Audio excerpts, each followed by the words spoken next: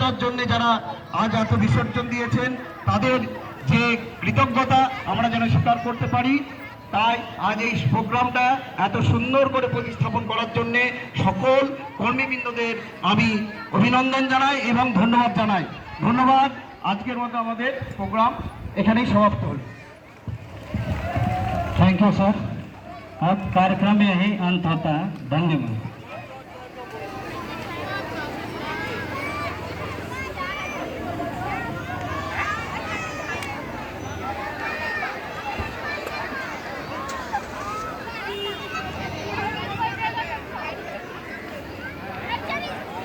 কি হচ্ছে এটা?